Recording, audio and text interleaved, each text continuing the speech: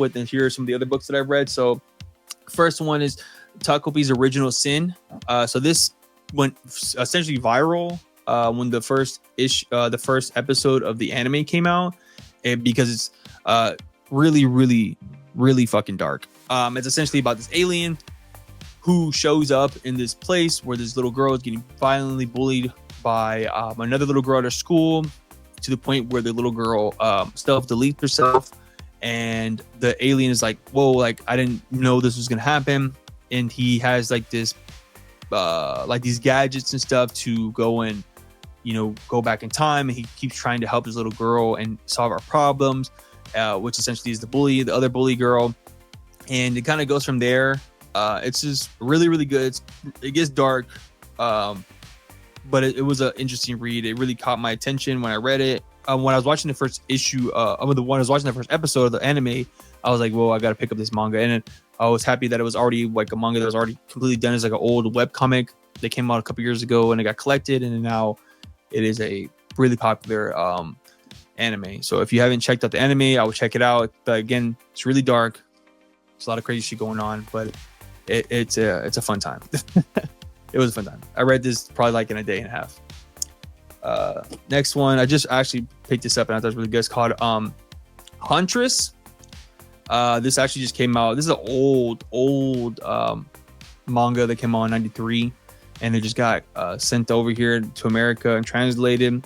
It's essentially about this kid who's being stalked by this girl who has no idea why, and she's just stalking him, and she just wants him for some reason. He has no idea. Like he's like this young college kid. He's living in his apartment by himself, and one night he hears his woman knocking on his neighbor's door, and he's like, yo, like, what are you doing?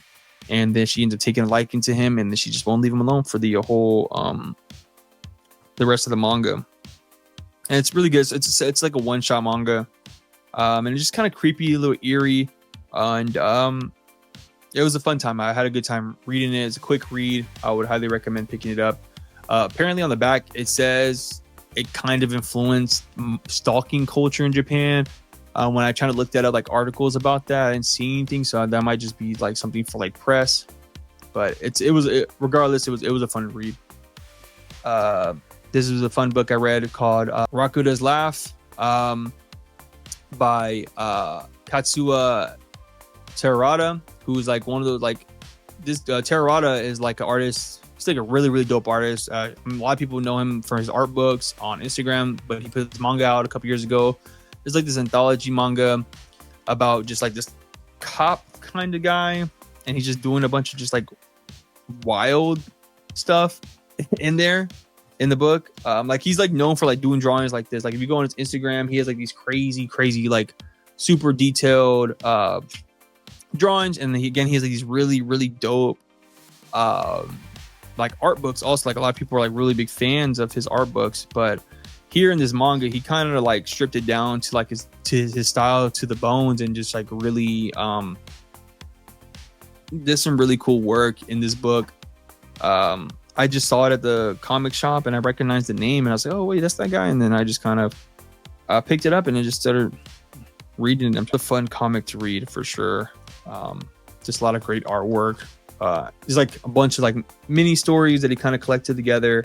I don't know when he did this, or like if he just did this online and then just found a publisher and collected all the stories together. But it's interesting, kind of like a crime noir, a little funny, not too serious, but really good. This is Oshira from Saturday AM. This is probably like one of their better titles that they've put out. Saturday AM. I really enjoyed this comic. Huzaf Umar. This is actually his first manga, and it's like freaking great. So I don't know if you guys might know a little bit of Saturday AM. They're best known for like Apple Black and Hammer, and they're like imprint that came up from like the most popular person on the imprint is White Manga, and this whole little thing. But essentially, this is a great comic. This artist came up through their like contest they do every year, and he won. And yeah, man, this is a dope comic. Just so much good artwork. He just killed it, especially for somebody who's like essentially his very first comic. The story is really good. It's like has a lot of West African mythology characters, and yeah, he snapped on me. Really good. I'm currently reading this one right now, is volume 3, but Mujin Into the Deep by Ino Asano, who's the mangaka for Goodnight Pun Pun. This is pretty good and pretty interesting. I actually remember when this first came out online on Manga Dex, but I waited for it to be put in the Takoban version so I can like read it without having to keep up with the website. And I mean, it's pretty interesting. It's about these people who are called the Mujin, who are essentially not humans. They're like people who give away their human status to become like essentially people who are like laws don't abide by them, so they can essentially go and kill people and nothing will happen to them, but they also can get killed themselves and nothing will happen to the person who kills them. And so a lot of people will hire them to be like assassins and prostitutes and all this other crazy stuff, and they're also treated as like second-rate people, like just not again like not humans. They're just items, you know. So really interesting. It's really interesting take on like political views and stuff like that. And Asano's artwork is really, really dope. He's a good artist. I mean, if you read Pun Pun, he's a really good girl on the shore, and he has a lot of good, interesting comics and concepts. Really dope. He also has a YouTube channel where he live streams and he like draws some of these pages on there. So if you guys will check it out, it's all in Japanese, but you sure go and just watch him do his thing. And this one, I just picked this one up a few weeks ago, or like a month or two ago. It is this one was a Kickstarter book. It's Cry Punch. This was like a bunch of like indie comic book artists who did a Kickstarter and collected and made like their own Shonen Jump comic, and it's I'm be honest, it's really, really dope. I just got it off Amazon, so I'm sure you guys can go pick it up. It has Nick Dragata in there, who is the current Batman artist for Absolute Batman. It has a bunch of other guys like Al Golf and people like that. Just go check it out. It's just a really, really good book. I just love the printing that they were able to get like the Shonen Jump feel with the print. And it's just super duper dope. This is a fun read. A lot of good like artwork, stories. It's like 5 or 6, probably more than that, like 10 different stories. It's all battle. The theme was like tournaments and battles. So really, really good. There's a lot of good artwork in here. So this last stack is all of the like indie books, grassroots comics from people that I got from shows, people who I kind of know off Instagram through like the scene of like, comics, indie comics. Some of them I think I might have gone through Kickstarter, or people with like Shopify accounts and, all that good jazz. This book, I found this, I think I might follow the artist.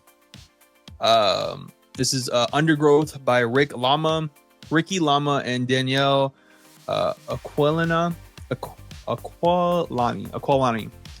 And this is a really dope book, and it's crazy. I got this on Amazon for like $1. And look at this. This is a thick book, high quality, color, everything, really, really great art.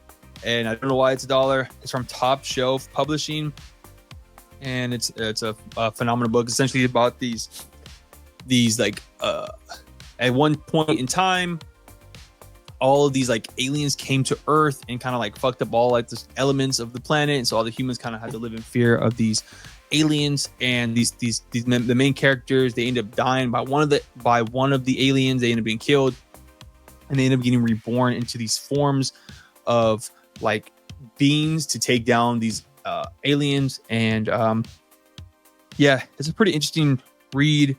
Like again, it's really, really dope artwork. I had a good time reading it. Really fun. I don't know, why it's only $1 on Amazon. It might not be like that anymore, but it was $1. And it's like 300 pages. Go check it out. Really, really good. Undergrowth. This next one is Turtle Soup from J.A. Cartoons. Go follow him on Instagram. This is his like, it's kind of like a bootleg Ninja Turtle book. Jay is a dope artist, and he did his thing on this comic. I'm not gonna lie, he did a really good job, like on the colors and the drawings. It's essentially kind of like this anthology book about his love for Ninja Turtles. I think he might still have a couple copies available on his Instagram, so go check him out. JA Cartoons. He snapped, man. He snapped on this on with like 80s, 90s stuff, because I think that's when he was, he was around during the early Ninja Turtles fandom. So go check that out from him. I tabled at a convention early this year, and one of the vendors there, she was selling these books. They're like kind of like anthology comics. They're like queer books called Dactura. I got issue number 2 and issue number 3, and boy, oh boy, I love the printing on these books. Like, look at this cover. It's like rotograph printing, and it just looks phenomenal. Like, look at that. It's like an anthology book, a lot of different stories about like different people from the LGBTQ, and like they're just like life, and romance, and just so good, man. Like, look at this page right here. I gotta find, let me see if I can find the in here. I'm pretty sure they still have some available for print. Hopefully they're still doing more stuff. It's from a lot of different artists in here. So these are the artists I worked on this one right here. If you guys want to check that out. Let me see if it'll focus. I don't know. And then book 3 as well is the same. Another just really good. Has like color print. Like, I love when I see a book that has like the printing isn't with like the lines aren't black, they're like different colors. That like it's super duper dope. Really dope comic. The next comic that I really enjoyed that I picked up this year from a dope artist is Upstate by Stephen Pelnet. This is kind of reminds me of like Love and Rockets, kind of. Essentially, it's about the story about this girl who is broke and she has to move back home to her hometown, and she kind of has to deal with like all these like memories and things that kind of happened back then, because her dad's sick, she's broke, she was like a writer, and the artist Steven, he just is a really dope artist. I believe he's working on some book for some publishers, so he hasn't put out another issue of Upstate, but it's really good. The writing's super dope, the stories, everything. It's a really good comic. Go check him out at Stephen Planet on Instagram. Upstate. Nosebleed. So this one I actually talked to Derek. Nosebleed is from Derek Jones. I actually talked to him on live stream. So, and I also clipped up the interview as well. So if you want to go check that out, go check it out. But Nosebleed is essentially like Akira meets Scanners, and it's just a really dope art story, dope artwork. Derek Jones is a really dope artist. Go follow him in on Instagram at Scud Inks. Bro, he's one of my favorites for sure out of the artists that I've seen. He does really dope gouache work. He's just phenomenal. He also put in this cool drawing he did of Wolverine, Weapon X Wolverine, in here for me as well. So go check this out. Nosebleed. There's like 4 issues. It's really good, fun read, great artwork. Go check out those interviews in that live stream we drew. I drew a pinup with some of the characters as well on there. So go check that out if you're interested. I just got recently Limerence by Drew Andrew Renata. Dope artist. Been following him on Instagram for a couple months, maybe I probably started following him this year. He did his first Kickstarter, and this is his first comic called Limerence. It's like a comic about this ninja character who's trying to find his dad. Really dope artist. Go follow him on Instagram at Drew Renata. Really dope. I'm pretty sure he still has copies left on his website, and he does like cool remarks and stuff on there as well. Great artwork. The story is pretty good as well. Go check it out. Overkiller by Kevin Tran and Kent Ture, I believe it's pronounced as him and his brother. They wrote and made this comic. I actually interviewed Kevin as well on the channel. Go check that out if you want to go learn more about why and the origins of this comic. Kevin is a super dope artist. This comic is really fun. I got the black and white version as well as the colored version. I think they're all available on his website, or I think you can just DM him on Instagram at Kevin Dran Art, I believe. And go check that out. It's a really good comic, really fun time. I think he's working on issue number 2 right now. A really dope artist, a person I, correspond with and talk to, fairly often. Dope guy, really cool guy. I met him at Heroes Con, Raymond Brunson. And I've talked about his comic in my video about like my comic book recommendations, Ghostman, but this is the other comic he put out this year called Biochemical Protector Bone Grinder, which is like a kind of like a real like noir action comic, very futuristic dystopian comic about this the soldier who gets woken up and in the future and kind of just goes crazy and like starts a lot of fighting, and it kind of reminds me of Demolition Man to a degree, except for without like the Wesley Snipes main character, but it kind of gives me that vibe to Demolition Man. It's really good. Go check it out. This is through Cosmic Lion Publishing Productions. You can go pick it up from them, or you can just hit up Raymond Brunson on Instagram at Raymond Brunson Art. Really, really dope. Next comic is Cankor by Matthew Ellison. This is a dope book. This is just super fun. The artwork is super duper dope. Just like these interesting characters are kind of like rebuild themselves and just like do a bunch of interesting, weird, crazy stuff. I really, really like the artwork. The story kind of is peculiar, to say the least, but I think the artwork just pays, makes the book worth picking up. So I will go check it out. Matthew Allison on Instagram. This book is really, really good. It's good quality. Look at that. It's a really good book. This other book I go from Nico Rodriguez, West Not South. I met Nico at Heroes Con this last year. I actually knew about him a little bit before that. He used to do a podcast with Comic Ken, and they would talk to comic books pros and kind of talk about being an independent artist and stuff. And he did a case art for this either earlier this year or like late last year. And essentially it's about this character who is going across country to kind of like find himself and kind of figure out what he needs to like do. I forgot. I read it earlier this year, so forgive me, but really dope. It kind of gives me like this real like surrealist look. He did all the pages in watercolor and everything. It's really fun. I think if you could look up Nico Rodriguez on Instagram, you'll be able to pick up a copy. Super fun, super dope. It's kind of like surrealist type comics that aren't like super high stakes, but like has like a lot of good vibes. Essentially is kind of what I get from it. I would pick it up as a good fun read. And last but not least, the last comic that I picked up this year that I really, really enjoyed is Vampire Boy. This is from the indie manga punk imprint. Stories by Dolly Petitclerc and art is by Annie Namor Peckard.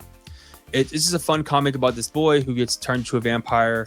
The artwork like reminds me of like Naruto, like the like gives me like super duper Naruto vibe. Like you can tell the artist was like influenced by Naruto for sure. But it was a good read. It was fun. I like the story, the action. This is the first issue. You can pick it up off the Manga Punk website. Yeah, it's just a fun time. Really good comic. Really, really dope. So yeah, that's my top comics of 2025. For everybody who's in the chat, whoever's who's hanging out so far, just comment some of your favorite comics you read this year. It doesn't have to necessarily be books that came out this year, but maybe just like books that you picked up and checked out this year. That's like to me that's like the beauty of comics. Like you don't have to read a book, like you can discover a new book at all times. It's kind of like the beauty of literature in general. Like good literature is going to last forever, and there's so many books and so many comics, manga, and also that comes out all the time that you can pick up a new thing, and like it might be 80 years old but still stands strong today. That's why I love comics. That's why I love just picking up new stuff all the time and checking it out and reading it. I got a whole plethora of books in my room, but let me